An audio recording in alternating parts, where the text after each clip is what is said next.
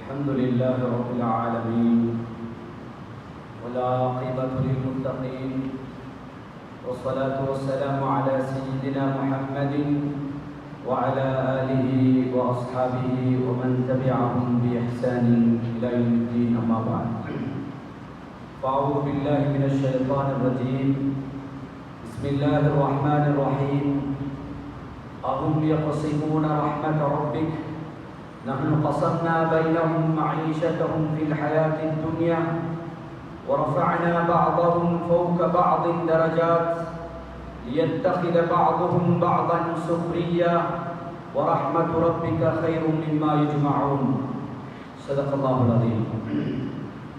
நிறைவுடைய வாழ்வழித்து நெறிநிலத்தை காத்து வரும் மறையளித்த இறைவனுக்கு மாபெரும் புகழனைக்கும் அல்ஹம்துலில்லாஹ். சத்திய தூதர் சன்மார்க்க போதகர் சாந்தி மதம் ஏந்தி வந்த சர்தாரே ஆலம் ரசூல் அக்ரம் ஸல்லல்லாஹு அலைஹி வஸல்லம் அன்னவர்கள் மீதும் அன்னவர்களின் வாழ்க்கையை பின்பற்றுகின்ற அத்துணை நல்லடியார்கள் மீதும் அல்லாஹ்வின் சாந்தியும் சமாதானமும் என்றென்றும் உண்டாவதாக. புனித ஜுமாவுடைய கடமையை நிறைவேற்றுவதற்காக வேண்டி நேர காலத்துடன் அல்லாஹ்வுடைய மாளிகைக்கு சமூகம் தந்து இஅ்திகாஃபுடைய நியத்துடன் அமர்ந்து கொண்டிருக்கும் அல்லாஹ்வின் நல்லடியார்களே, கண்ணியமிக்க கனவான்களே, சகோதரர்களே, எம்மை படைத்த அல்லாஹ் இவ்வுலக வாழ்க்கையில் எவற்றை எல்லாம் எடுத்து நடக்குமாறு ஏவிருக்கிறான் அவற்றை எடுத்தும் எவற்றை செய்யக்கூடாது என்று எம்மை தடுத்திருக்கிறானோ அப்படியான விடயங்களை வாழ்க்கையிலே சம்பூர்ணமாக தவிர்த்து நடந்து கொள்வதோடு படைத்தபடி அந்த அல்லாஹ்வை எல்லா சந்தர்ப்பங்களிலும் குறிப்பாக தனிமையாக இருக்கின்ற நேரம் அல்லாஹ்வை தக்வா செய்து கொள்ளுமாறும் அஞ்சி பயந்து நடந்து கொள்ளுமாறும் முதலில் எனக்கும் அப்பா உங்களுக்கும் நான் நசியத்தும் செய்து கொள்கிறேன். இன்றைய குத்பாவிலே தொழிலாளர்களின் உரிமைகளும் கடமைகளும் எனும் தலைப்பினூடாக சில விடயங்களை இன்ஷா அல்லாஹ் உங்களுக்கு முன்னால் பகிர்ந்து கொள்ளலாம் நினைக்கின்றேன். இந்த தலைப்பை இந்த சந்தர்ப்பத்தில் நான் தெரிவு செய்ததற்கான காரணம், நேற்றைய முன்தினம் மே 1 எல்லாருக்கும் தெரியும், தொழிலாளர் தினம், சர்வதேச தொழிலாளர் தினம் என்பதனால் பொது விடுமுறை நாளாகவும் அது இருந்தது. அது ஒவ்வொரு வருடமும் மே 1ஆம் தேதி என்று வருகிற நேரம் இது அனைவருக்கும் நினைவிருக்கும். அந்த வகையிலே அந்த நாளில் குறிப்பாக தொழிலாளர்களுடைய உரிமைகள் கடமைகள் பேசப்படும். உண்மையிலே அந்த ஒரு நாளில் மாத்திரம் பேசப்படுவதல்ல, வருடத்தில் எல்லா நாட்களும் பேசப்பட வேண்டிய விடயம். குறைந்தபட்சம் மனிதர்களுடைய சிந்தனையில் இந்த விடயம் ஏற்படுகிற போது அந்த நேரத்தில் இஸ்லாம் இப்படிப்பட்ட கட்டத்தில் எமக்கு காட்டக்கூடிய வழிகாட்டல்கள் என்ன, இஸ்லாம் தொழிலாளர்களுடைய விடயத்தில் எதையெல்லாம் பேசி இருக்கிறது என்பதையாவது அந்த சந்தர்ப்பத்தில் நினைவுபடுத்தினால் அது பிரயோசனமாக இருக்கும் என்ற வகையில் இந்த சந்தர்ப்பத்தில் இந்த தலைப்பை தெரிவு செய்திருக்கிறோம். கண்ணியமானவர்களே, அல்லாஹ்வின் நல்லடியார்களே, அல்லாஹ் ரப்புல் இஸ்ஸத் ஜல்ல ஜலாலுஹு இந்த உலகத்தை படைத்து உலகத்திலே பல கோடி படைப்பினங்களை படைத்து அத்தனை படைப்பினங்களிலும் மனிதனை உயர்வாக படைத்திருக்கிறான் என்பது எல்லோருக்கும் தெரிந்தபடி, உயர்வாக படைக்கப்பட்டிருக்கிற இந்த மனித குலம், இந்த மனித சமூகம் பல்வேறுபட்ட தரப்பினர்களாக, பிரிவினர்களாக, அமைப்பினர்களாக படைக்கப்பட்டிருப்பதையும் பார்க்கிறோம். இது அல்லாஹ்வுடைய நியதி, அல்லாஹ் ஏற்படுத்தியது. உலகத்தில் ஒரே விதமாக ஒரே நிலையில் எல்லா மனிதர்களையும் படைக்காமல் அவர்களுடைய அந்தஸ்துக்கள் நிலைமைகளை வித்தியாசமாக அல்லாஹ் படைத்திருப்பது அவருடைய ஒரு சுன்னா வழிமுறையாக இருக்கிறது. ஆரம்பமாக ஓதிய இந்த குர்ஆனுடைய வசனத்தில் அல்லாஹ் தஆலா சொல்கிறான், நஹ்னு கஸம்னா பைனஹும் மஈஷத்தஹும் ஃபில் ஹயாத்தித் துன்யா வரஃபஅனா பஅதஹும் ஃபௌக பஅதின் தரஜாத் லியத்தகித பஅதுஹும் பஅதன் சுக்ரியா. நாங்கள் அவர்களுக்கு மத்தியில் அவர்களது வாழ்க்கையை நாங்கள் பங்கு பிரித்திருக்கிறோம். அவர்களில் சிலரை விட சிலரை அந்தஸ்தால் உயர்த்தி இருக்கிறோம். இதற்காக அவர்களில் சிலரிடமிருந்து வேலைகளை பெற்றுக்கொள்ள, சிலருடைய தேவைகளை பூர்த்தி செய்து கொள்வதற்காக பலதரப்பட்டவர்களாக மனிதர்களை நாம் படைத்திருக்கிறோம் என்பதை குர்ஆன் சொல்கிறது. கண்ணியமானவர்களே, உலகத்தில் படைக்கப்பட்டிருக்கிற அனைவரும் ஒரே தரப்பினரா? உதாரணமாக எல்லோருமே பணக்காரர்கள், ஏழைகளே இல்லை என்றால் வாழ்க்கையை கடத்துவது மிக சிரமமாக இருக்கும். இன்று பணக்காரர்கள் இருப்பது போல ஏழைகள், தொழிலாளிகள் இருப்பது போல, அதாவது வேலைக்காரர்கள் இருக்கிறார்கள், முதலாளிமார்கள் இருக்கிறார்கள். ரெண்டு சாராரும் இருப்பதனால் அவர்களுடைய காரியங்களை செய்ய முடியுமாக இருக்கிறது. படிப்பவர்கள் இருக்கிறார்கள், படித்துக் கொடுப்பவர்கள் இருக்கிறார்கள். எனவே கண்ணியமானவர்களே, பல்வேறுபட்ட தரப்பினர்களாக உலகத்தில் மக்கள் வாழுகிற போதுதான் அவர்களுடைய தேவைகளை நிறைவேற்றிக் கொள்ள முடியும். எல்லாமே வசதி படைத்தவர்களாக இருந்தால் அவர்களுடைய வேலைகளை யார் செய்வார்கள்? எல்லாருமே முதலாளிமார்களாக இருந்தால் அவர்களுக்கு கீழால் அவர்களுடைய அந்த தொழிலை செய்யக்கூடிய தொழிலாளர்கள் எங்கு அவர்கள் இல்லாவிட்டால் எப்படி அந்த தொழில் நடக்கும்? எனவே எல்லா தரப்பினர்களும் இருக்க வேண்டும். அப்பொழுதுதான் இந்த உலகம் நடக்கும் என்று அல்லாஹ்வுடைய ஏற்பாடு. அதனால் அல்லாஹ் பலதரப்பட்டவர்களாக சிலரிடத்தில் வேலைகளை வாங்கிக் கொள்கிறார்கள், சிலருக்கு பணிவிடை செய்கிறார்கள், சிலர் அதாவது வேலைகளை வாங்குகிறார்கள், சிலர் வேலைகளை செய்கிறார்கள், சிலர் படிக்கிறார்கள், சிலர் படித்துக் கொடுக்கிறார்கள், சிலர் உதவி செய்கிறார்கள், சிலர் அந்த உதவியை பெற்றுக் கொள்கிறார்கள். கண்ணியமானவர்களை, இப்படியாக பல்வேறுபட்ட தரப்பினர்களாக அல்லாஹ் எங்களை படைத்து இந்த உலக வாழ்க்கையை நடாத்திக் கொண்டிருக்கிறார். இது அல்லாஹ் ஏற்படுத்தியது. இதனுடைய நன்மைகளை நாங்கள் புரிந்து கொண்டிருக்கிறோம். கண்ணியமானவர்களே, அந்த வகையில் அல்லாஹ் பல்வேறு தரப்பினர்களாக மனிதர்களை படைத்தும் ஒவ்வொரு தரப்பினருக்கும் உள்ள கடமைகள், உரிமைகள் என்பதையும் அல்லாஹ் ஏற்படுத்தி இருக்கிறார்.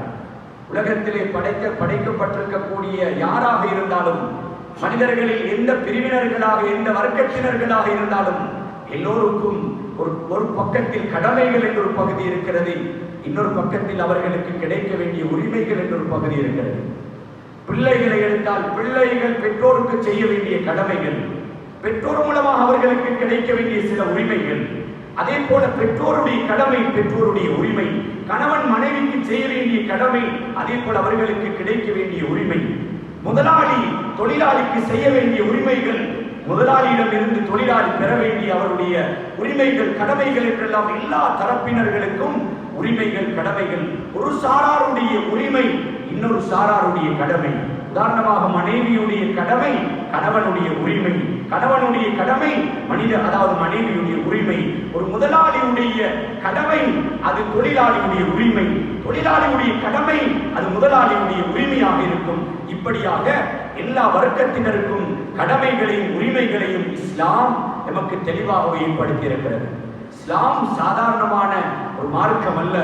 கண்ணியமானவர்களே, மனித சமூகத்திற்கு உரிமைகள், மனித உரிமைகள் என்பதை கொண்டு வந்து கொடுத்த ஒரு மார்க்கமாக இருக்கிறது. மனித உரிமைகள் மீறப்பட்ட போது மனிதர்கள் அவர்களுக்குரிய உரிமைகள் கொடுக்கப்படாமல் அநீதி இழைக்கப்பட்டு வாழ்ந்த காலத்தில் மனித உரிமைகள் என்பதை இஸ்லாம் தெளிவுபடுத்தி இருக்கிறது.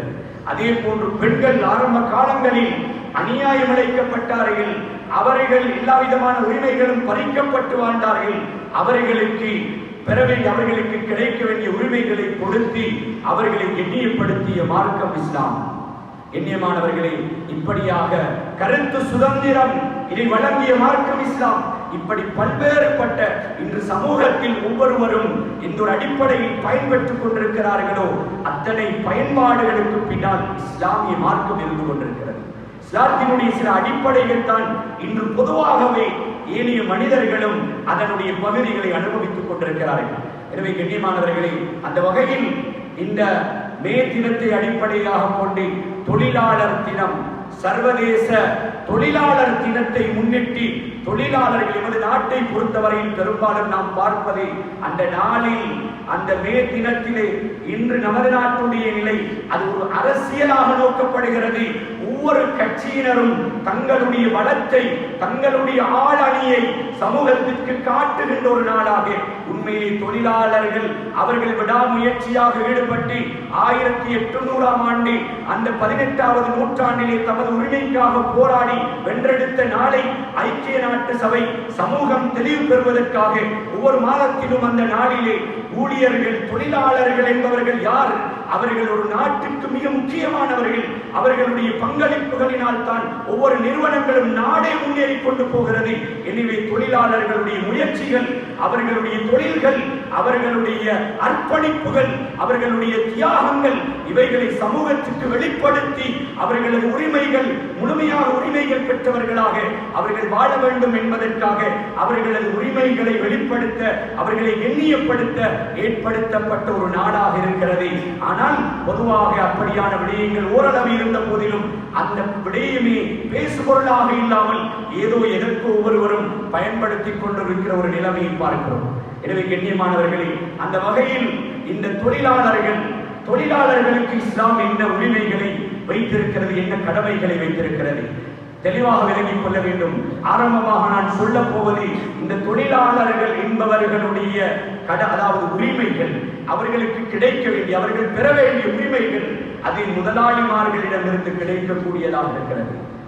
கடைசியாக சொல்ல போவது இன்ஷா அல்லாஹ் அவர்களுடைய கடமைகள். உரிமைகளை எல்லாம் விளங்குவது போல கடமைகளையும் விளங்கிக் கொள்ள வேண்டும். எனவே இந்த இரண்டையும் சரியாக செய்து கொள்ள வேண்டும். இஸ்லாம் எப்படியான விடயங்களை நமக்கு சொல்லித் தருகிறது என்பதை புரிய வேண்டும். இவ்விரண்டுக்கு முன்னால் ஒன்றை சொல்லியாக வேண்டும்.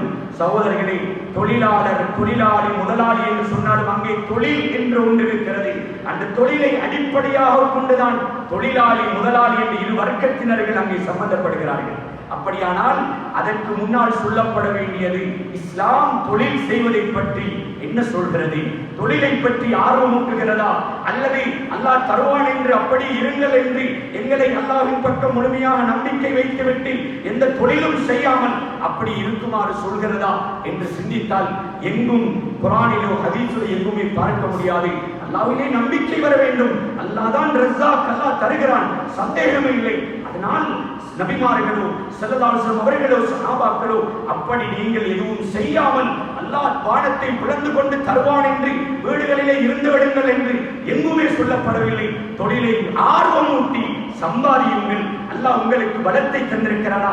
கோழைகளாக மற்றவர்களிடத்திலே யாசகம் கேட்பவர்களாக நீங்கள் இருக்க வேண்டாம். அல்லாஹ் உங்களுக்கு தந்திருக்கக்கூடிய திறமைகள், ஆற்றல்கள், உடல் வளங்களை பயன்படுத்தி ஹலாலான முறையில் சம்பாதியுங்கள் என்பதை சொல்கிறது. எனவே சகோதரர்களே, எனவே ஹலாலான சம்பாத்தியத்தை குர்ஆனும் ஹதீஸும் நம்மை வலியுறுத்துகிறது, தூண்டுகிறது. சகோதரர்களே, எந்த அளவென்றால் ஹதீஸ் சொல்கிறது, ஒரு மனிதன் உண்ணுவதில் ஆக சிறந்த உணவு மின் கஸ்பில் ஹலால், ஹலாலான சம்பாத்தியத்தால் அவன் சம்பாதித்து சாப்பிடுவதுதான் ஆக அவன் உண்ணுவதிலே சிறந்த உணவு என்று ஹதீஸ் சொல்கிறது. கண்ணியமான சகோதரர்களே, அந்த வகையில் நபிமார்களும் கூட உழைத்திருக்கிறார்கள். அவர்கள் நுபுவத்துடைய பொறுப்பு கொடுக்கப்பட்டு சமுதாயத்திற்கு ஹிதாயத்தை கொண்டு சேர்க்கிற பொறுப்பை கொடுக்கப்பட்டவர்களும் அவர்களுடைய வாழ்விலே அவர்கள் தொழில் சம்பாத்தியத்திலே ஈடுபட்டிருக்கிறார்கள். ஹஜ்ரத் ஆதம் அலைஹிஸ்ஸலாம் அவர்கள் விவசாயத்திலே ஈடுபட்டிருக்கிறார்கள். ஹஜ்ரத் நூஹ் அலைஹிஸ்ஸலாம் அவர்கள் தச்சு தொழிலிலே ஈடுபட்டிருக்கிறார்கள். ஹஜ்ரத் தாவூத் அலைஹிஸ்ஸலாம் அவர்கள் இரும்போடு சம்பந்தப்பட்ட தொழிலில் ஈடுபட்டிருக்கிறார்கள். சகோதரர்களே, ஹஜ்ரத் மூசா அலைஹிஸ்ஸலாம் அவர்கள் ஆடு மேய்த்திருக்கிறார்கள். ஹதீஸிலே வந்திருக்கிறது, ஆடு மேய்க்காத எந்த நபியும் கிடையாது, எல்லா நபிமார்களும் ஆடு மேய்த்திருக்கிறார்கள். சஹீஹான ஹதீஸிலே வந்திருக்கிறது, ஸல்லல்லாஹு அலைஹி வஸல்லம் அவர்கள் ஆடு மேய்த்திருக்கிறார்கள். அதாவது கிடைக்கக்கூடிய சில கூலிக்காக ஆடு மேய்த்திருக்கிறார்கள். அதே போல வியாபாரத்தில் ஈடுபட்டிருக்கிறார்கள். இப்படி பார்க்கின்ற பொழுது நபிமார்களும் சுய தொழில் சம்பாத்தியத்தில் ஈடுபட்டு காட்டியிருக்கிறார்கள். சகோதரர்களே, குர்ஆனுடைய ஹதீஸுடைய விளக்கங்களை நாங்கள் பார்க்கிற நேரம் குர்ஆனிலும் இது சம்பந்தமாக நாம் நம்முடைய சம்பாத்தியத்தில் ஈடுபடுவது சம்பந்தமாக பேசுகிறது. சஹாபாக்களை பற்றி பேசுகிற நேரம் ரிஜாலுன் லா துல்ஹீஹிம் திஜாரத்துன் வலா பைஉன் அன் திக்ரில்லாஹ், அந்த சஹாபாக்களை பற்றி குர்ஆன் பேசுகிற நேரம் அவர்கள் ரிஜால், சில மனிதர்கள் எப்படியானவர்கள், லா துல்ஹீஹிம் திஜாரத்துன் வலா பைஉன், வியாபாரமோ கொடுக்கல் வாங்கலோ அன் திக்ரில்லாஹ், அல்லாஹ்வை நினைவுபடுத்துவதை விட்டும், வ இகாமிஸ் ஸலாத், தொழுகை நிலைநிறுத்துவதை விட்டும் அவர்களுடைய வியாபாரம் கொடுக்கல் வாங்கல் தடையாக அமையவில்லை, அவர்களை பராக்காக்கவில்லை, அத்தனையும் அவர்களுக்கு சாதகமாக இருந்தன என்று சொல்கிறது. ஒரு விடயம் அவர்கள் எவ்வளவுதான் வியாபாரத்தில் ஈடுபட்டாலும் அவர்களுடைய வியாபாரமோ கொடுக்கல் வாங்கலோ அல்லாஹ்வுடைய தொழுகை கடமையை நிறைவேற்றுவதற்கு தடையாக இருக்கவில்லை. அவர்கள் தொழுகைக்கு முக்கியத்துவம் கொடுத்தார்கள், இபாதத்துக்கு முக்கியத்துவம் கொடுத்தார்கள் என்பதை சொல்கிறது. இன்னொரு புறத்திலே அந்த ஆயத்தை நோக்குகிற போது அவர்கள் வியாபாரத்திலே ஈடுபட்டார்கள், கொடுக்கல் வாங்கலில் ஈடுபட்டார்கள் என்ற செய்தியும் இந்த குர்ஆனுடைய வசனத்தினூடாக நாம் புரியக்கூடியதாக இருக்கிறது. எனவே கண்ணியமானவர்களே, எங்களுடைய அடிப்படை கடமைகளுக்கு இடையூறு இல்லாமல், இடைஞ்சல் இல்லாமல் அதில் ஈடுபடுவதனால் இதை முழுமையாக தடைபடுகிறது என்றால் அப்படியான ஒரு சம்பாத்தியம் தொழில் தேவையாக இருந்தால், எனவே எங்களுடைய அடிப்படை வணக்கங்களுக்கு இடையூறு இல்லாமல் நாம் செய்து கொள்வதை இஸ்லாம் வரவேற்கிறது. சகோதரர்களே, ஜும்மாவுடைய தொழுகையை பற்றி குர்ஆன் பேசுகிற நேரம் ஃபைதா குதியத்திஸ் ஸலா, ஜும்மாவுடைய நாள் அதான் சொல்லப்பட்டால் மஸ்ஜிதுக்காக விரைந்து வாருங்கள். கடைசியிலே சொல்லியாக வேண்டும். முன்னேற வேண்டிய நாம் இன்று குதுபா ஆரம்பிக்கிற நேரம் எப்படி இருந்தது என்பதை பார்க்கிற நேரம் கவலையாக இருக்கிறது. இறுதியிலே நிச்சயமாக இன்ஷா அல்லாஹ் நினைவுபடுத்துவோம். சகோதரர்களே, எங்கே போய்கொண்டிருக்கிறோம்? ரமதானுக்கு பிறகு இருக்கிறோம், பெரிய மாற்றங்களோடு இருக்கிறோம். ஜும்மாவுடைய நேரத்துக்கு இப்பொழுது உங்களுக்கு சொல்லி பிரயோசனம் இல்லை, இன்னும் வருவதற்கு இருக்கிறார்கள். கண்ணியமானவர்களே, நேர காலத்தோடு ஜும்மா இன்று எச்சரிக்கையாதான் சொல்லப்பட்டது, ஏனென்றால் வர முடியவில்லை. நான் சொல்ல வந்தது அந்த வியாபார வெளியீட்டை சொல்கிறேன். இது சம்பந்தமாக ஜும்மாவுடைய தொழுகை ஃபைதா குதியத்திஸ் ஸலா, தொழுகைக்கு அதான் சொல்லப்பட்டால் விரைந்து வர வேண்டும். முடிந்து விட்டால் தொழுகை முடிந்து விட்டதா ஃபந்தஷிரு ஃபில் அர்தி வப்தகு மின் ஃபضலில்லாஹ், நீங்கள் பூமியிலே பறந்து விரிந்து சென்று பல பாகங்களுக்கும் சென்று அல்லாஹ் உங்களுக்கு தந்ததை, அல்லாஹ்வுடைய அருளை தேடிக் கொள்ளுங்கள் என்று நாம் தொழிலிலே சம்பாத்தியத்திலே ஈடுபடுகிற விடயத்தை குர்ஆன் பேசுகிறது. சகோதரர்களே, முறையாக ஹலாலான முறையில் அடிப்படை கடமைகளுக்கு இடையூறு இல்லாமல் ஒருவர் சம்பாதிக்கிறார், ஜும்மாவுக்கு அவருக்கு வர முடியாத சம்பாத்தியம் என்றால் ஒருபோது அந்த சம்பாத்தியம் ஹராமாகவும் மாறிவிடும்.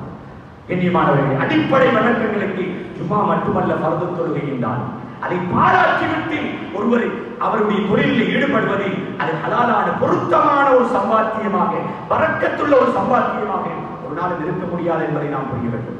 எனவே சகோதரர்களே, நான் சொல்ல வந்த விடையும் குர்ஆன் இப்படி பேசுகிறது. தொழுகை முடிந்த பிறகு நீங்கள் பறந்து சென்று அல்லாஹ்வுடைய அருளை தேடுங்கள் என்றால் நாம் சம்பாத்தியத்திலே தொழிலிலே ஈடுபடுவதைத்தான் அங்கே சொல்லிக் கொண்டிருக்கிறது. தடையில்லை, காரணமாக இஸ்லாம் அதை எங்களுக்கு வழிகாட்டுகிறது முறையாக. கண்ணியமான சகோதரர்களே, அந்த வகையில் பொதுவாக உழைப்பது ஒரு கடமை. பின்னால் சில ஹதீஸை பார்க்கிற நேரம் எங்களுக்கு தெரியும். தலபு கஸ்பில் ஹலால், ஹலாலான சம்பாத்தியம், ஹலாலான உணவை தேடுவது, ஹலாலான சம்பாத்தியம் செய்வது ஃபரீதத்துன் பஅதல் ஃபரீதா, ஃபர்துக்கு பிறகு அடுத்த ஃபர்து என்றார்கள் ஸல்லல்லாஹு அலைஹி வஸல்லம். அப்படி என்றால் இரண்டாம் தர கடமை. முதல் தர கடமை, இதற்கு பல விளக்கங்கள் இருக்கிறது. ஒன்று தொழுகை குறிப்பாக சொல்கிறார்கள். இன்னும் இல்லாமல் இஸ்லாத்தினுடைய அடிப்படை 5 கடமைகள், அந்த கடமைகள் பரதான முதல் தர கடமைகள் இவை. இதற்கு பிறகு இரண்டாம் தர அடுத்தாண்மையாக இருக்கிற கடமை ஹலாலான சம்பாத்தியம். சகோதரர்களை, மற்றவர்களிடத்திலே கையேந்தி யாசகம் செய்து இன்று எத்தனை யாசகர்கள் இருக்கிறார்கள். ஆனால் எந்த விதமான குறைபாடும் இல்லாமல் வாழ்க்கையை தொழிலை யாசகமாக்கிக் கொண்டிருக்கிறார்கள். இவர்களை எல்லாம் திருத்துவதை, இவர்களுக்கு சொல்லிக் கொடுப்பதை, சரியான வழியை காட்டுவது என்னுடைய உங்களுடைய கடமை. அவர்களை அப்படியே பாதையிலே விட்டு பார்த்து கொண்டிருப்பது அல்ல சகோதரர்களே. இது யார் செய்வது? யாருடைய கடமை? ஒருவேளை அவர்கள் பிழை செய்யலாம். பிழை செய்பவர்களுக்கு சரியான வழியை காட்டிக் கொடுப்பது என்னுடைய உங்களுடைய கடமையாக இருக்கிறது. எவ்வளவு உடல் சக்தியோடு இருக்கிறார்கள், பலத்தோடு இருக்கிறார்கள், எந்த குறைபாடும் இல்லை. ஸல்லல்லாஹு அலைஹி வஸல்லம் அவர்கள் எப்படியெல்லாம் வழிகாட்டி இருக்கிறார்கள். கண்ணியமானவர்களே, ஒரு சஹாபிக்கு, அதாவது சொன்னார்கள், அந்த ஹதீஸை நாம் முன்னால் எழுதி வைத்திருக்கிறோம். இந்த சந்தர்ப்பத்தில் அந்த ஹதீஸ் எழுதப்பட்டிருக்கிறது. சொன்னார்கள் நபி அலைஹிஸ்ஸலாம் அவர்கள், புகாரிலே வரக்கூடிய ரிவாயத், ஒரு மனிதன் உங்களில் ஒருவர் அதாவது கயிற்றை எடுத்துக்கொண்டு விறகு வெட்டி தனது முதுகிலே விறகு கட்டைகளை சுமந்து விற்று அவர் அதாவது அதை கொண்டு சம்பாதிப்பது மற்ற மனிதர்கள் கையேந்துவதை விட சிறந்தது என்றார்கள். நீங்கள் சாதாரண தொழிலாக விறகு வெட்டுவதை நினைக்கலாம், ஆனால் மற்றவரிடத்திலே கையேந்துவது மிக கேவலம். ஒன்று கொடுப்பான், கொடுக்காமல் இருப்பான். நீங்கள் இப்படி தனது முதுகிலே விறகு கட்டைகளை சுமந்து விற்று சம்பாதித்து பிள்ளைகளுக்கு கொடுப்பது மிகச் சிறந்தது என்று தொழிலை ஆர்வமூட்டினார்கள். சகோதரர்களே, கோழைகளாக தான் இயலாது என்று அப்படியே இருப்பதை ஒரு நாளும் அங்கீகரிக்கவில்லை. கண்ணியமான சகோதரர்களே, ஸல்லல்லாஹு அலைஹி வஸல்லம் அவர்கள் இப்படியாக பல கட்டங்களில் சஹாபாக்களை அவர்கள் தொழிலில் ஈடுபடுமாறு இபாதத்துகள் வணக்க வழிபாடுகளில் ஈடுபடுவதில் ஆர்வப்படுத்தியது போல ஹலாலான சம்பாத்தியங்களில் ஈடுபடுமாறும் அவர்கள் சொல்லி இருக்கிறார்கள்.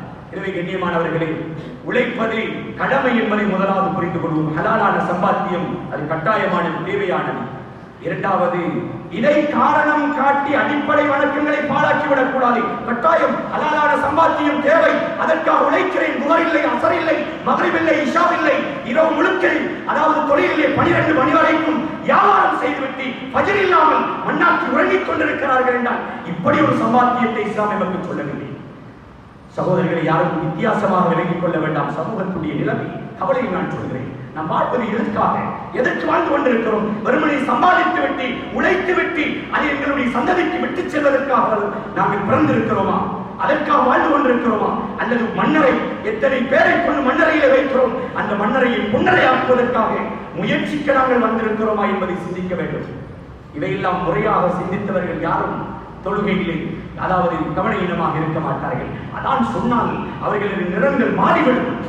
நான் என்ன நிலையில் இருக்கிறேன், ஏன் ஃபஜ்ர் இல்லாமல் உறங்குகிறேன், ஏன் தொழுகைக்கு அதான் சொல்லி பாதையிலே செல்கிறேன், விளையாடுகிறேன், கடையிலே இருக்கிறேன், அதை விட்டு நான் வர முடியாமல் இருக்கிறது. ஏன் அந்த அளவுக்கு நான் உலகத்திலே போகம் கொண்டவனாக மாறிவிட்டேனா? எனக்கு என்ன நடந்திருக்கிறது, என்ன நோய் படுத்திருக்கிறது? வெளிரங்கமாக ஏதாவது நோய் என்றால் டாக்டர்கள் ஹாஸ்பிட்டல் அலைகிறோமே, உள்ளத்தில் நோயாளிகளாக இருக்கிறோமே. இந்த நோயை குணப்படுத்துவதற்கு என்ன மருந்து செய்கிறோம், என்ன சிகிச்சை செய்து கொண்டிருக்கிறோம்? சிந்திக்க வேண்டும் சகோதரர்களே. ஒவ்வொருடைய கடமை. நான் பிள்ளையாக நான் வழி சரிக்கினான், எனது பிள்ளை நான் நேரத்துக்கு ஜும்மாவுக்கு வரவில்லை என்றால் எனது பிள்ளை வரமாட்டார். எனது பேரப்பிள்ளை அதைவிட பேரப்பிள்ளை தொழுகைக்கு வருவார். அடுத்த ஜெனரேஷன் தொழுகைக்கு அல்ல, கடைசி சலாம் கொடுக்கும் பொழுது வரும் அடுத்த பிள்ளை, பேரப்பிள்ளையுடைய பிள்ளையுடைய பிள்ளை அங்கே ஜும்மா தொழுது விட்டு எல்லோரும் செல்கிற காட்சியை பார்க்கும். யார் அடித்தளமிட்டது? நான் அடித்தளமிட்டது. நான் முறையப்படுத்த தவறியதனால் நான் மட்டுமல்ல மறுமை நாள் வரைக்கும் எனது சந்ததியே மண்ணாகிறது என்றால் இப்படியான எண்ணங்கள் உணர்வுகள் வருவதில்லையா? சிந்திப்பதற்காக சொல்கிறேன். எல்லோருக்கும் ஹதீஸும் குர்ஆனும் தெரியும் சகோதரர்களே. உணர்வு பூர்வமாக சொல்வதை உணர்ச்சி, அதாவது நாங்கள் முறையாக சிந்தித்து வாழ்க்கையிலே கடைசி வரை செயல்படுத்த, ஒரு முறை கேட்டால் அடுத்த ஜும்மா மட்டுமல்ல, ஒரு முறை கேட்டால் அடுத்த தொழுகைக்கு மட்டுமல்ல, ஒவ்வொரு உபதேசமும் குர்ஆன் சொல்கிறது, நீங்கள் அல்லாஹ்வை வணங்கிக் கொண்டிருங்கள். உங்களுடைய வணக்கத்தின் தீர்ச்சை எது தெரியுமா? உங்களுக்கு நிச்சயிக்கப்பட்ட மௌத் ஒரு நாள் வர இருக்கிறது. அது எப்பொழுது, எந்த நேரத்தில், எந்த இடத்தில், எந்த வயதில் வரும் என்று தெரியாது. அது நிச்சயம் வரும். அது வரையும் உங்களுடைய இபாதத் இருந்து கொண்டே இருக்க வேண்டும். ரமலான் வரை, ஹஜ் வரை என்று இப்படி ஒரு குறிப்பிட்ட காலத்தை உங்களுடைய வணக்கம் ஒரு மாதத்திற்கு, உங்களுடைய வணக்கம் சில நாட்களுக்கு என்று வரையறுத்து இஸ்லாம் தரவில்லை. உங்களுடைய இபாதத் வெள்ளிக்கிழமைக்கு மட்டுமென்றும் இஸ்லாம் எனக்கு சொல்லவில்லை. நீ கடைசி வரை அல்லாஹ்வை நீ மௌத்தாகின்ற வரைக்கும் வணங்கிக் கொண்டே இருக்க வேண்டும் என்று எங்களுடைய தீர்ச்சியை சொல்லித் தருகிறது. எனவே கண்ணியமானவர்களே, இஸ்லாம் சொல்லக்கூடிய வழிகாட்டல்களை முறையாக நாம் கடைபிடிக்க முயற்சிக்க வேண்டும். விடயத்திற்கு வருகிறேன். முதலாவது, உழைப்பது கடமை. இரண்டாவது, காரணம் காட்டி அடிப்படை வணக்கங்களை அதிலே நாங்கள் குறைபாடு செய்ய முடியாது. அடிப்படை வணக்கங்களில் எந்த விதமான குறைபாட்டையும் செய்துவிடக் கூடாது. மூன்றாவது சகோதரர்களே, நாங்கள் தொழில் இல்லாமல் அப்படியே அல்லாஹ் தருவான் என்று தொழில் எதுவும் செய்யாமல் அல்லாஹ் எனக்கு தா என்று அப்படியே வீடுகளிலே இடங்களிலே முடங்கி கிடப்பதும் இருப்பதும் கூடாது.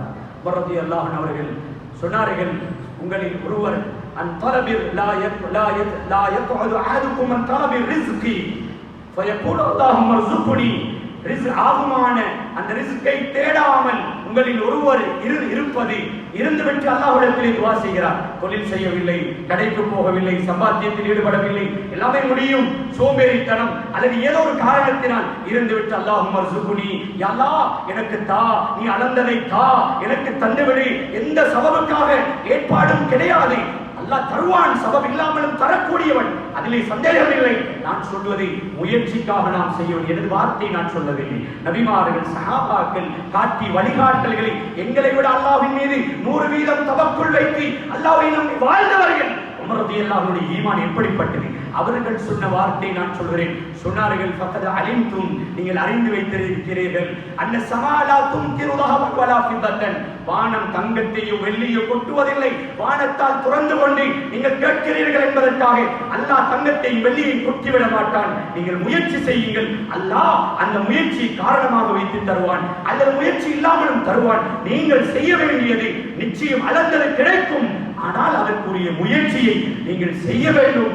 செய்துவிட்டு அல்லாஹ்விடத்திலே நம்பிக்கை அல்லாஹ்விடத்திலே வைக்க வேண்டும். இந்த தொழிலை கொண்டு மாத்திரம் அல்லாஹ் எனக்கு ரிஸ்க் தருவான் அல்ல, இல்லாமலும் தருவான். நம்பிக்கை அல்லாஹ்வில் இருக்க வேண்டும், முயற்சி செய்ய வேண்டும். சகோதரிகளை, விரிவான ஒரு விடயம் ஆழமாக பேச வேண்டும். எடுத்துக்காட்டுக்காக சில விடயங்களை இடைப்படுத்துகிறேன். எனவே இத்தனை விடயங்களும் அது மட்டுமல்ல, சிலர் அப்படி இருக்கிறார்கள் என்றால் யதார்த்தத்தை பார்த்தால் அப்படி தொழில் செய்கிறார்கள் இல்லை, ஈடுபடாமல் இருக்கிறார்கள். பெரும்பாலும் சோம்பேறிகள் தான். அது அவர்களுக்கு கஷ்டப்பட முடியாது, உடம்பை வளைக்க முடியாது.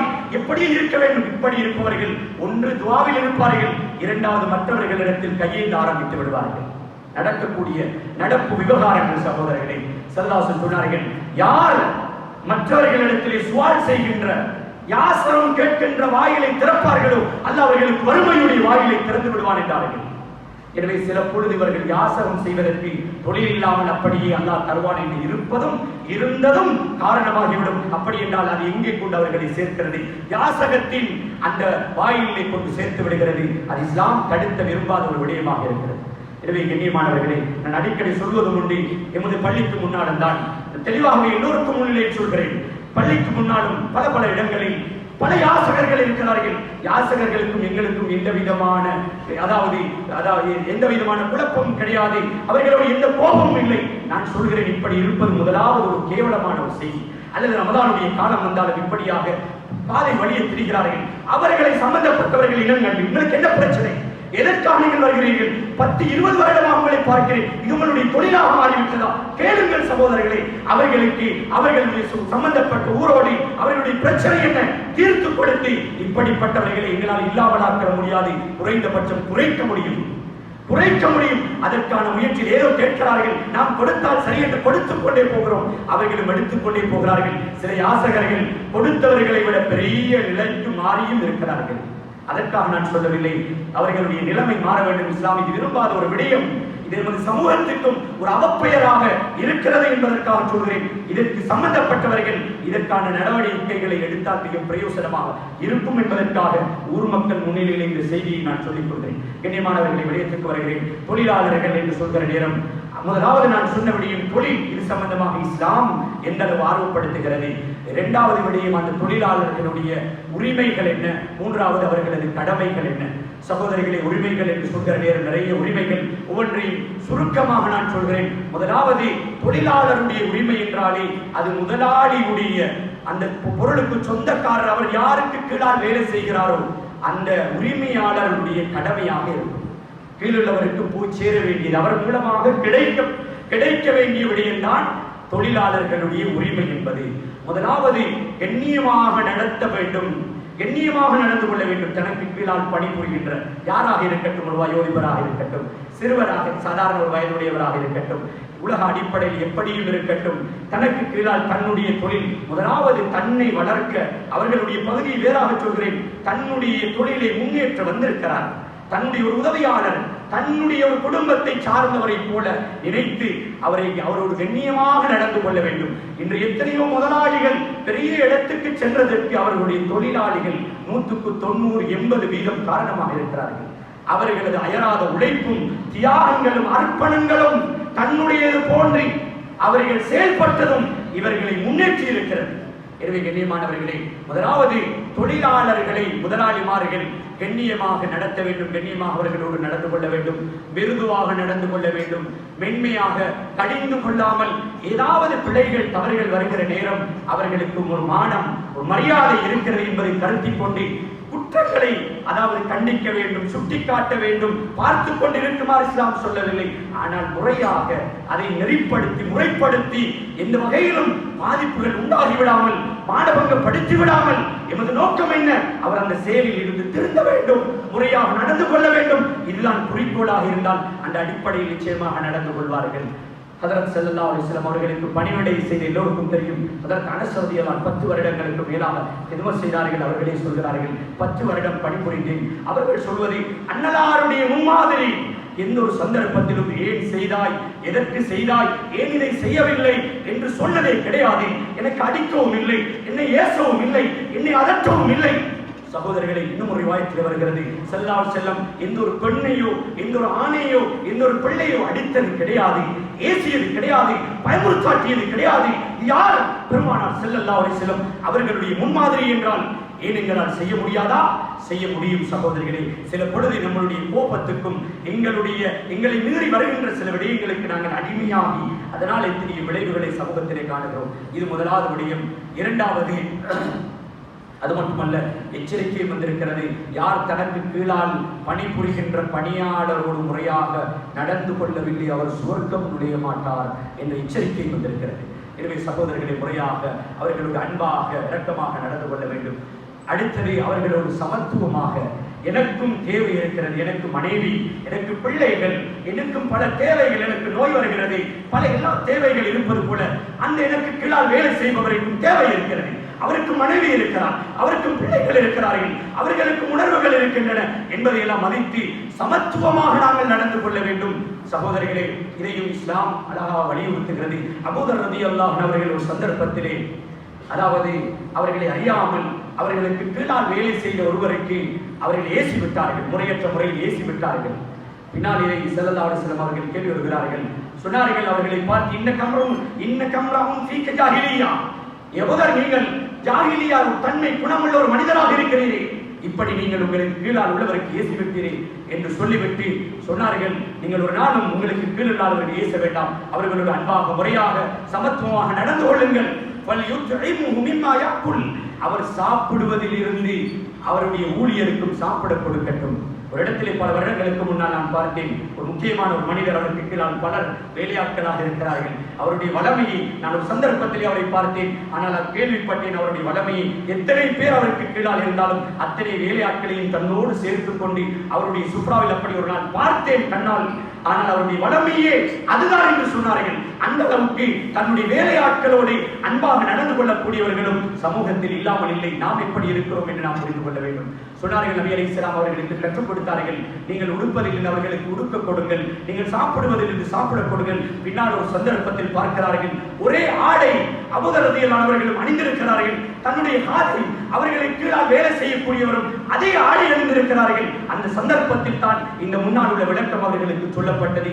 ஏன் இப்படி இருக்கிறார்கள் என்று கேட்ட போதுதான் முன்னால் நடந்த இந்த சம்பவத்தை சொல்லி, அதிலிருந்து நான் இப்படித்தான், நான் சாப்பிட்டால் சாப்பிட கொடுத்து விடுவேன், நான் உடை வாங்கினால் வாங்கி கொடுத்து விடுவேன் என்று சொன்னதாக வரலாறு நமக்கு சொல்லிக் கொண்டிருக்கிறது. கண்ணியமான சகோதரர்களை, அடுத்ததாக வேலைக்காரர்கள், பணியாளர்கள், அவர்களால் செய்ய முடியாத, அவர்களது சக்திக்கு அப்பாற்பட்ட, அவர்களால் சுமந்து கொள்ள முடியாத சுமைகளை, அவர்கள் மனிதர்கள், ஓரளவுதான் அவர்களால் செய்ய முடியும் என்றால் 80% செய்ய முடியுமானவருக்கு 100% வேலைகளை கொடுத்தால் அவர் கஷ்டப்படுவார். அப்படி கொடுக்காதீர்கள், சக்திக்கு மேலால் சுமக்காதீர்கள், சுமத்தாட்டாதீர்கள். அப்படியே நீங்கள் அவருடைய சக்திக்கு அப்பால் கொடுத்தால் நீங்களும் அதில் கூட்டாக சேர்ந்து கொள்ளுங்கள், அந்த வேலையை சேர்ந்து பங்கெடுத்துக் கொள்ளுங்கள், அவருக்கு இலகுபடுத்திக் கொள்ளுங்கள் என்றார்கள் ஸல்லல்லாஹு அலைஹி வஸல்லம். லா துகல்லிஃபூஹும் மா யக்லிபுஹும், அத்தனையும் ஹதீஸுடைய விளக்கங்களை தான் நான் சொல்கிறேன். அவர்களை மிகைக்கக்கூடிய விடயங்களை கொடுத்தவர்களை கஷ்டப்படுத்தாதீர்கள். வைதா கல்லஃப்துமூஹும் ஃபஈனுஹும், அப்படி அவர்களுக்கு அளவுக்கு அதிகமான வேலையை கொடுத்தால் நீங்கள் அவர்களுக்கு உதவியாக இருந்து கொள்ளுங்கள் என்றார்கள் ஸல்லல்லாஹு அலைஹி வஸல்லம். கண்ணியமான சகோதரர்களே, கஷ்டத்தை, சிரமத்தை அவரால் இது தாங்க முடியாது என்றிருந்தால் அந்த அளவுக்கு அதிகமான வேலைப்பாடுகளை கொடுத்து அவர்களை சிரமத்தில் ஆழ்த்திவிடக் கூடாது. அடுத்ததாக அவர்களது தவறுகளை மன்னிக்க வேண்டும். ஆனால் தவறு செய்கிறார்கள் என்பதற்காக மன்னித்து அவர்களை பார்த்திருக்க வேண்டும் என்பதல்ல. மன்னித்து எதை தவறாக செய்தார்களோ அதை சுட்டிக்காட்டி அந்த தவறில் இருந்து அவர் விடுபடுவதற்கான வழிகாட்டல்களை செய்து கொடுக்க வேண்டும். தொடர்ச்சியாக செய்து கொண்டே பிழை செய்து கொண்டே இருக்கிறார் என்றால் நாங்கள் வேலையில் இருந்து நிறுத்திவிடலாம். சகோதரிகளை அதற்காக அடிப்பதோ, ஏசுவதோ, அவர்களுக்கு வேறு ஏதாவது செய்வதோ, எங்களது அதிகாரங்களை பயன்படுத்துவதோ இஸ்லாம் விரும்பக்கூடிய விடயம் அல்ல என்பதை நாங்கள் புரிந்து கொள்ள வேண்டும்.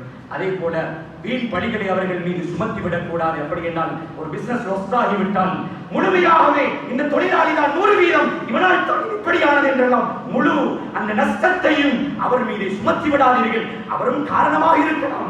எம்முடைய பொறுப்போக்கு, எம்முடைய கவனையினம், சில வியாபாரங்கள் இன்றி லொஸ்டாகுவதற்கு முதலாளிமார்களுடைய முழுமையான கண்காணிப்பு இல்லாமல் போவதை இன்று அவர்கள் கீழே விடுவதற்கு காரணம் என்பதை யாரும் மறுக்க முடியாது. விட்டால் அப்படியே நீழ்கட்டிலே விட்டு விடுவார்கள். கவனிப்பு தேவை. அது யார் கீழே இருந்தாலும், எப்படிப்பட்டவர்கள் இருந்தாலும் சகோதரிகளை, எங்களுடைய வியாபாரத்தை நாங்கள் கண்காணிக்க வேண்டும். நாங்களே பிழை செய்ய சந்தர்ப்பம் அளித்துவிட்டு இறுதியில் அவர்கள் மீது பழி சுமத்துகிறோம்.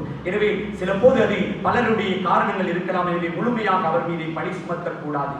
அது மட்டுமல்ல சகோதரர்களே, அவர்களது கஷ்ட துன்பங்களில், சிரமங்களில் நாங்கள் பங்கெடுக்க வேண்டும். நோய்வாய்ப்பட்டு விட்டால் அந்த நோயிலே பங்கெடுக்க வேண்டும். நோய் வந்து விட்டால் அந்த அல்லாத ஏதாவது சிரமத்திலே வந்து அவருக்கு சிரமம் ஏற்பட்டு விட்டால் அந்த சிரமத்திலே நாங்கள் பங்கு கொள்ள வேண்டும். நலவுகளில் அவருடைய லாபம் பிரயோஜனத்தை மட்டும் தான் கருத்தில் கொண்டில்லாமல், அவர் நோய்வாய்ப்பட்டால் எங்களிடத்தில் வேலை செய்தவர், எங்களோடு இருந்தவர் என்றெல்லாம் அவருக்காக அவருடைய கஷ்டத்திலே நாங்கள் பங்கு கொள்ளக்கூடியவர்களாக மாற வேண்டும். இது தொழிலாளர்களுடைய உரிமைகளை நான் சொல்லிக் கொண்டு போகிறேன். அது மட்டுமல்ல, வணக்க வழிபாடுகளுக்கு நேரம் சென்று கொண்டிருப்பதால் அவசரமாக அந்த தலைப்புகளை சொல்கிறேன். வணக்க வழிபாடுகளுக்கு இடம் அளிக்க வேண்டும். தொழுகையுடைய நேரம் வந்தால் நான் தொழ வேண்டும், அதே போல எனது தொழிலாளியும் தொழ வேண்டும். ஒட்டுமொத்தத்தில் கடையை மூடினால் எல்லோரும் ஒரே நேரத்தில் தொழுது விடலாம். சகோதரர்களே, இபாதத்துகளுக்கு முதலாளிமார்கள் தடையாக இருக்கக்கூடாது. இதே நேரம் நான் தொழுகைக்கு எனக்கு ஒரு 15 நிமிடம் தந்து அனுப்புகிறார் என்றால் அதை அரை மணி நேரமாக, அதை 1 மணி நேரமாக அங்கும் இங்கும் அரட்டி அடைத்து விட்டு பாழாக்கி விட்டு செல்வது அது தொழிலாளியுடைய பொறுப்பல்ல. அவர் செய்யக்கூடிய துரோகம் அது அவருடைய பகுதி. ஆனால் இபாதத்துக்காக, வணக்க வழிபாடுகளுக்காக அவர்களுக்கு சந்தர்ப்பங்களை ஏற்படுத்தி கொடுக்க வேண்டும். அவர்களுக்கு கிடைக்க வேண்டிய உரிமையாக இருக்கிறது. அது மட்டுமல்ல, உரிய நேரத்தில் அவர்களுடைய கூலிகளை கொடுக்கப்பட வேண்டும். எல்லோருக்கும் தெரியும், ஒரு வேலை செய்தவனுடைய வியர்வை வெற்றுவதற்கு முன்னால் அவரது கூலியை கொடுத்து விடுங்கள் என்று இஸ்லாம் சொல்கிறது, ஹதீஸ் சொல்லுகிறது, ஸல்லல்லாஹு சொல்லி இருக்கிறார்கள். எனவே கண்ணியமானவர்களே, அப்படி என்றால் நாங்கள் பொதுவாக எங்களிடத்தில் சில ஒப்பந்தம் இருக்கும். வேலை முடிந்தால் 5 மணிக்கு சம்பளம் கொடுப்பதென்றால் அதை 6 மணி ஆக்குவது, அல்லது நாளை வா, அதிலே கடன், அதிலே அவரை தாமதிக்க செய்வது, அப்படியாக தள்ளுபடி செய்வது பொருத்தமாக இருக்காது. பேச்சு என்றால் வார்த்தைக்கு எங்களுடைய வார்த்தையை பாதுகாக்க வேண்டும். சகோதரர்களே, கொடுத்த வாக்குறுதியை மீறக்கூடாது. வேலையில் பிழை, குறைபாடு அது வேறு விடயம். பொதுவாக அந்த வேலைக்கு இந்த நேரத்தில் இவ்வளவு கூலி என்றால் அதை முறையாக அந்த நேரத்திலே தள்ளுபடி செய்துவிட வேண்டாம், இழுத்தடிப்பு செய்துவிட வேண்டாம். எனவே அது உரிய நேரத்தில் கொடுக்கப்பட வேண்டும் என்பதுதான் இந்த ஹதீஸுடைய விளக்கமாக இருந்து கொண்டிருக்கிறது. அதே போல ஒரு வேலை செய்கிற நேரம், வேலையும் காலமும் கூலியும், எவ்வளவு வேலை செய்வது, எவ்வளவு நேரம் செய்வது, எந்த அளவு கூலி என்பதெல்லாம் நிர்ணயிக்கப்பட வேண்டும். பிறகு கூலியை பார்க்கலாம் என்று கடைசியில் அளவை விட கேட்கிற அதாவது தொழிலாளர்கள் இருக்கிறார்கள். நாங்கள் பிறகு அது பரவாயில்லை செய்வோம், பிறகு பார்க்கலாம், பிறகு பார்ப்போம் என்றால் அளவை விட அதிகமாக கேட்பார்கள். அத்தனையும் ஒரு வாகனத்தில் ஏறுவதாக இருந்தாலும் எவ்வளவு கூலி, எவ்வளவு தூரம், எல்லாவற்றையும் பேசிக்கொள்ள வேண்டும். சகோதரர்களே, அப்படி செய்கிற போது பல பிரச்சனைகள் ஏற்படாமல் இருப்பதற்கு காரணமாக இருக்கும். அப்படி நாங்கள் நிர்ணயம் செய்தால், வேலை நேரத்திலே குறைபாடு உண்டாகினால் அல்லது வேலையில் குறை உண்டாகினால் கூலிகளே குறைவு செய்வதற்கு ஞாபகம் இருக்கிறது. எனவே அத்தனையும் பேசிக்கொள்ள வேண்டும். அப்படி செய்வது அவர்களுடைய கடமையாக, அதாவது உரிமையாக இருக்கிறது. இப்படியாக சகோதரர்களை, குறிப்பாக ஒன்றை சொல்கிறேன், பொருத்தப்பாட்டோடு சில போது வேலை வாங்கிவிட்டோம், அளவோடு செய்து விட்டார்கள், அழகாக செய்தார்கள், நாம் கொடுப்பதற்கு விருப்பம் இல்லை, 2000 ரூபாய் கொடுக்கிறோம், இந்த நேரத்தில் இல்லை நான் ஒரு 1500 ரூபாய் தருகிறேன், அவர் போதாது என்கிறார், இல்லை எவ்வளவுதான், இல்லை போதாது என்கிறார், இல்லை எவ்வளவுதான். இப்படியாக சில போது சிலர் பொருத்தமே இல்லாமல் கூலியை எடுத்துச் செல்கிற காட்சிகளை நாங்கள் பார்க்கிறோம். சகோதரர்கள், வியாபாரம் இன்னமன் பையுவான் தராவின் வெளியிடத்திலே, நாட்டுக்கு வெளியாக ஒரு இடத்திலே இந்த காட்சியை நான் பார்த்திருக்கிறேன். கண்ணியமான சகோதரர்களே, ஒரு வியாபாரி 2 பேருக்கு மத்தியிலே அந்த ஹதீஸை நினைவுபடுத்தினேன். இந்த அதாவது ஒரு மாத காலத்துக்குள்ளான ஒரு சந்தர்ப்பத்திலே வியாபாரி பொருள் வாங்குபவர், அதாவது ஒரு விலைக்கு கேட்கிறார், இவர் கொடுக்க ரெடியே இல்லை, அவர் பொருத்தமே இல்லாமல் பொருளை எடுக்கிறார். அந்த நேரத்தில் இந்த ஹதீஸை சொன்னோம், இன்னமன் பையுவான் தராவின் 2 பேரும் விரும்ப வேண்டும், இல்லை என்றால் எடுத்து செல்லாதீர்கள், இந்த வியாபாரத்திலே வரக்கத்திருக்காது. நீங்கள் செய்கிறது ஹதீஸுக்கு முரண்பாடு. ஒரு பொருளை வாங்கினான், சரியா, பொருத்தப்பாடா, குறைக்கலாம், ஆனால் பிறகு பொருத்தத்தை எடுத்துக்கொண்டு அந்த பொருளை எடுத்துக்கொண்டு போக வேண்டும். அதே போலதான் ஒரு தொழிலாளி தனது வியர்வை சிந்தி தொழிலை செய்துவிட்டு எடுக்கிற கூலியிலும் பொருத்தத்தோடு மன திருப்தியோடு செல்ல வேண்டும். நாங்கள் இல்லாமல் ஏதோ ஒரு 500 ரூபாயை பிடிக்கிறோம். ஆனால் அதைவிட பன்மடங்கு அல்லாஹ் வேறு வழிகளில் எங்களுடைய பணத்தை அவனுடைய உள்ளம் நொந்து போகிற அளவுக்கு அதிலே பல வேறு வழிகளை அல்லாஹ் செய்து விடுவான். கண்ணியமான சகோதரர்களே, எப்பொழுதும் தொழிலாளி தொழிலாளி என்றோ முதலாளி முதலாளி என்றோ நினைக்க கூடாது. இன்று நான் ஒரு முதலாளியாக இருக்கலாம், பெரிய செல்வத்துக்கு சொந்தக்காரனாக இருக்கலாம். சில போது அல்லாஹ் எனக்கு கீழால் வேலை செய்தவனை அவனை அல்லாஹ் பெரிய ஒரு முதலாளியாக்கி அவனுக்கு கீழால் என்னை வேலை செய்ய வைக்கவும் அல்லாஹ்வுக்கு முடியும். இதை நாங்கள் மறந்துவிடக் கூடாது. எனவே எல்லா சந்தர்ப்பத்திலும் அவருடைய உரிமைகளை பேணி நடக்கக்கூடியவர்களாக நாங்கள் மாற வேண்டும். அத்தோடு கடமைகளை சொல்லி நான் முடித்து விடுகிறேன், சுருக்கமாக சொல்கிறேன். அதாவது தொழில் செய்பவர்கள் எல்லாம் அவர்கள் பெற வேண்டிய உரிமைகள். நாங்கள் நினைக்கலாம், இவ்வளவு எல்லாம் இஸ்லாமியருக்கு செய்திருக்கிறது, இவ்வளவு உரிமைகளும் எங்களுக்கு வேண்டுமே, எங்களுடைய முதலாளிமார்கள் செய்யாமல் இருக்கிறார்களே என்றெல்லாம் நினைக்கலாம். முதலாவது ஒன்றை புரிந்து கொள்ளுங்கள், எந்தெந்த தொழிலாளிகள் எந்த வேலையாட்கள் யாருக்கு கீழால் வேலை செய்தாலும் உண்மையிலே அவருக்குரிய அந்த ஊதியத்தை, அந்த பணத்தை, அந்த கூலியை பெறுவதற்கு எப்போது தகுதி அடைகிறார் என்றால் அவருக்கு கொடுக்கப்பட்ட அந்த வேலையிலே எந்த குறைபாடும் இல்லாமல் நிறைவாக, கச்சிதமாக, அழகாக, பூர்த்தியாக செய்தால்தான் அவர் தகுதி பெறுகிறார். இத்தனை உரிமைகளையும் அவர் பெற வேண்டுமானால் தனது கடமைகளில் குறைபாடு செய்யக்கூடாது. இன்று உலக அமைப்பு என்ன தெரியுமா? எல்லாரும் இந்த கசப்பான உண்மையை ஏற்றுக்கொள்வார்கள். நான் ஒரு முதலாளி என்றால் நான் விரும்புவது எனக்கு கீழால் வேலை செய்பவர் நிறைய வேலைகள் செய்ய வேண்டும், நிறைய வேலை செய்ய வேண்டும். ஆனால் நான் கொடுக்கக்கூடிய கூலி குறைவாக இருக்க வேண்டும். வேலை செய்பவர் நினைப்பது நான் நிறைய சம்பளம், எனக்கு பெரிய சம்பளம் வேண்டும், ஆனால் நிறைய வேலை செய்ய தயாரில்லை, நான் செய்வது குறைவான வேலை. இது இரண்டு சாராருடைய பிழை. இவர் நிறைவான வேலை செய்து நிறைவான கூலி எதிர்பார்க்க வேண்டும், அவரும் நிறைவான வேலைக்கு நிறைவான கூலி கொடுக்க வேண்டும். சகோதரர்களே, வேலைகளிலே குறைபாடுகள் செய்துவிட்டு 8 மணி நேர வேலை, அதிலே 5 மணி நேரம் வருவதும் தாமதமாகி போவதும், சிலர் நேர காலத்தோடு போவார்கள். சில இடங்களில் அவதானிக்கின்றோம். நான் இது சொல்வது மதரசாவாக இருக்கலாம், பாடசாலையாக இருக்கலாம், கடையாக இருக்கலாம், யாராக இருக்கட்டும், எல்லோருக்குமாக சொல்கிறேன். சகோதரர்களே, நான் எனது பொறுப்புக்கு வருகிறேன், காரியாலயத்துக்கு வருகிறேன். நான் வர வேண்டியது 7 மணி என்றால் நான் 7:30 வந்துவிட்டு 7 மணி என்று டைமை மாற்றப்படுகிறேன். சமூகத்தில் நடக்கிறது. இது ஆக பெரிய துரோகம், இது மோசடி, பெரிய துரோகம். வரவும் இல்லை, வந்ததாக தன்னையும் அடையாளப்படுத்துகிறார்கள். அல்லாஹ் பாதுகாக்க வேண்டும். யாரை ஏமாற்றுகிறோம் சகோதரர்களே? எனவே ஒவ்வொருவரும் அவர்களுக்குரிய வேலைகளை அதில் எந்த குறைபாடும் இல்லாமல் நிறைவாக செய்கிற போதுதான் அவர்களுக்குரிய அந்த கூலிகளை பெறுவதற்கு அவர்கள் தகுதி அடைவார்கள். கொடுக்கப்பட்ட வேலை முறையாக நடக்காவிட்டால், அதிலே குறைபாடுகள் நடந்தால், அதிலே முன்னப்பின் நடந்தால், சகோதரிகளை எடுக்கின்ற சம்பளம் ஹலாலாக ஆக மாட்டாது, எடுக்கின்ற ஊதியம் ஹலாலாக மாட்டாது என்பதை புரிந்து கொள்ள வேண்டும். ஏற்கனவே முதலாளி தொழுகைக்காக 1/2 மணி நேரம் தருகிறார். தொழுகை என்ற பெயரிலே வந்து வேறு வேலைகளில் ஈடுபட்டு 1 மணி நேரத்திலே சென்று தொழுகையில் 1 மணி நேரம் ஈடுபட்டேன் என்றால் முதலாவது சொல்வது பொய். அவர் ஈடுபட்டது 1/2 மணி நேரம். இரண்டாவது அவருடைய வேலையில் 1/2 மணி நேரம் களவெடுத்து விட்டார். யாரிடத்திலே பதில் சொல்வது சகோதரர்களே? இப்படியாக செய்துவிட்டு முழுமையான சம்பளத்தை, ஊதியத்தை எதிர்பார்ப்பது எந்த வகையில் நியாயமாக இருக்கிறது? எனவே ஒவ்வொருவரும் தாங்கள் செய்வது சரியா பிழையா என்று தங்களுடைய உள்ளத்திலே கையை வைத்து கேட்க வேண்டும். எனவே அதாவது வேலை செய்பவர்கள், தொழிலாளர்களுடைய கடமைகள் என்கிற நேரம் தூய்மையான எண்ணத்தோடு தொழில்களில் ஈடுபட வேண்டும், நல்ல எண்ணத்தோடு செயல்பட வேண்டும். ஒருவர் சம்பாதிக்கிறார் என்றால் அவர் கூலியாக இருக்கட்டும், முதலாளியாக இருக்கட்டும், எப்படி இருந்தாலும் அவருடைய உள்ளத்திலே வர வேண்டும், நான் எனது குடும்பத்துக்கு, எனது மனைவி பிள்ளைகளுக்கு ஹலாலான உணவை தேடுவதற்காக சம்பாதிக்கிறேன், யாரிடத்திலும் அவர்கள் கையேந்தாமல் இருக்க சம்பாதிக்கிறேன் என்ற நல்ல எண்ணத்தோடு, நல்ல நீயத்தோடு செய்கிற போது அது அமலாக மாறுகிறது. சகோதரிகளே, வணக்கம் என்ற உணர்வோடு ஈடுபட வேண்டும். இரண்டாவது ஒரு வணக்கம். எவ்வாறு தொழுகை, குர்ஆன் ஓதுவது வணக்கமோ, இது போல ஆரம்பத்திலே சொன்னோம், இதுவும் ஒரு வணக்கம். நான் வணக்கத்திலே ஈடுபடுகிறேன். ஒரு வணக்கத்தில் ஈடுபடுகிறவன் எப்படி முறையாக அதை நிறைவேற்றுவான்? இது போலதான் வியாபாரத்தில் 8 மணி நேரம் 10 மணி நேரம் இருந்தாலும் நாங்கள் முறையாக எங்களுடைய அடிப்படை வணக்கங்களுக்கு இடையூறு இல்லாமல் ஹலாலான முறையில் சம்பாதிக்கிறோம். ஹராமான சம்பாத்தியம் கிடையாது. இப்படியாக நபியுடைய வழிகாட்டல்களை பின்பற்றுகிறோம், நல்ல நியத்தோடு செய்கிறோம் என்றால் வியாபாரம் ஆரம்பித்ததிலிருந்து முடியும் வரைக்கும் 8 மணி நேரம் கடையில் செலவழித்தாலும் அது அமல் சாலிகாக, சிறந்த அமலாக, நல்ல அமலாக, வணக்கமாகத்தான் அது எழுதப்படும் என்பதை நாங்கள் புரிந்து கொள்ள வேண்டும்.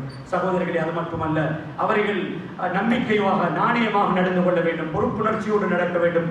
சிலருடைய அலட்சிய போக்கை நாங்கள் கண்களால் பார்த்திருக்கிறோம் சகோதரர்கள். சில போது கடை மூட போகிறார்கள், அல்லது இவருக்கு ஏதோ முக்கியமான ஒரு கோல், வேறொரு தொழிலாளி கடையில் ஒரு பொருள் இருக்கிறதா என்றால் லேசிக்காக சாமான் இல்லை, சென்று விடுங்கள், மற்ற கடையில் இருக்கும். அடுத்த நாள் சென்று கேட்டால் முதலாளி இருக்கிறார், அந்த பொருள் தாராளமாக இருக்கிறது. யாரை ஏமாற்றுகிறோம்?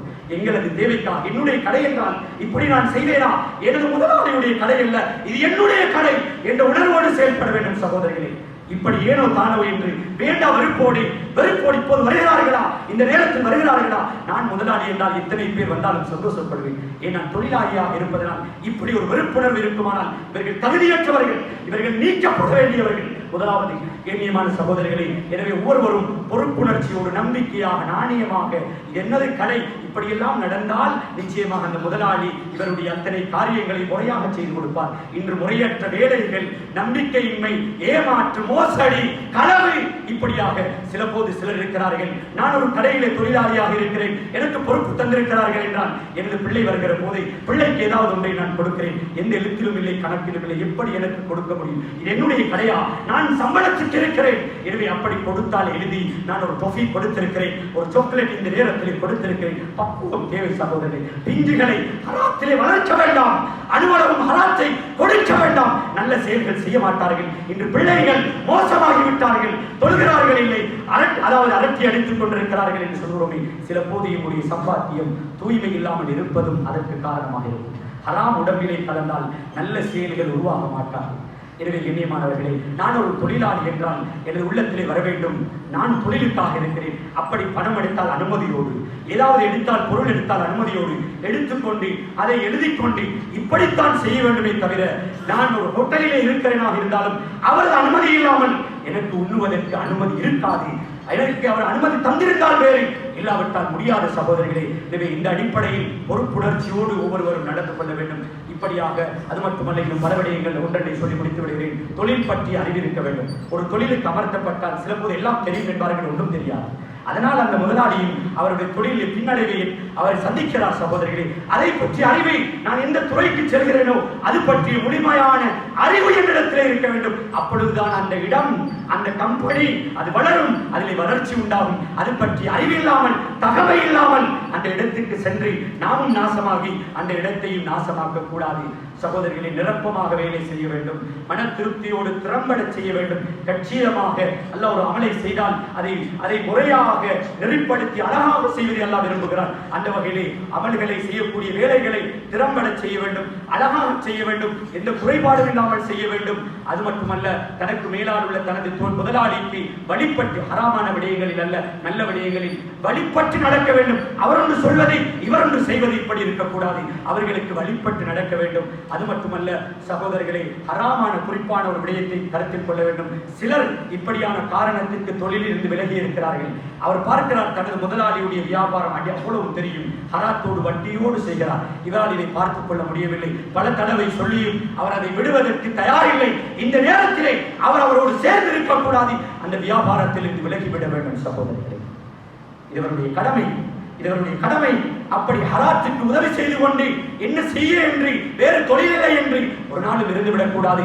தெளிவாக ஹராம் என்று விளங்கினால் அதை திருத்த முடியாவிட்டால் அதிலிருந்து அவர் நீங்கிக் கொள்ள வேண்டும். இப்படியாக இஸ்லாம் சகோதரர்களை ஆரம்பத்திலே சொன்னது போல ஐக்கிய நாட்டு சபை, அதாவது தொழிலாளர்களுக்கென்று அவர்கள் நாட்டுக்காக செய்யக்கூடிய தியாகங்கள், அர்ப்பணங்களை வெளிப்படுத்துவதற்காக மே 1 சர்வதேச, தேசிய அல்ல சர்வதேச உலகளாவிய மட்டத்திலே ஒரு விடுமுறை தினமாக ஆக்கி அவர்களது விடயங்களை பேசுகிறது என்றால் 1400 வருடங்களுக்கு முன்னாலே இஸ்லாம் இந்த தொழிலாளர்களுடைய கடமை என்ன, உரிமை என்ன என்பதை எல்லாம் அழகாக நாம் சொன்ன அத்தனை விடயங்களும் குர்ஆன் ஹதீஸிலிருந்து இஸ்லாம் வழிகாட்டக்கூடிய முறைகள். எனவே அவற்றை வாழ்க்கையிலே கடைபிடிப்போம். அத்தோடு ஏற்கனவே சொன்னது போல இறுதியில் ஒரு விடயத்தை சொல்வதாக சொன்னேன், யாரும் கோபித்துக் கொள்ள வேண்டாம் சகோதரர்களே. இந்த பள்ளியுடைய இமாம் என்ற வகையிலே நான் சொல்கிறேன், உண்மையிலே ஜும்மாவுக்கு நேர காலத்தோடு மக்கள் வருவது அது வளர்ந்து கொண்டு வந்த ஒரு காட்சியை பார்த்தோம்.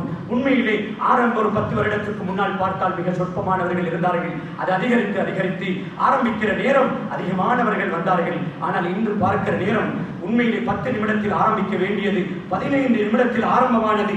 அப்படியாக ஆரம்பமாகியும் கூட போதிய அளவு மக்களை காணவில்லை. யாரையும் நான் குறை சொல்கிறேன் நினைக்க வேண்டாம். இன்று வெளியிலே நின்று கொண்டிருப்பவர்கள் சென்ற வாரம் முன்சாப்பில் இருந்திருப்பார்கள்.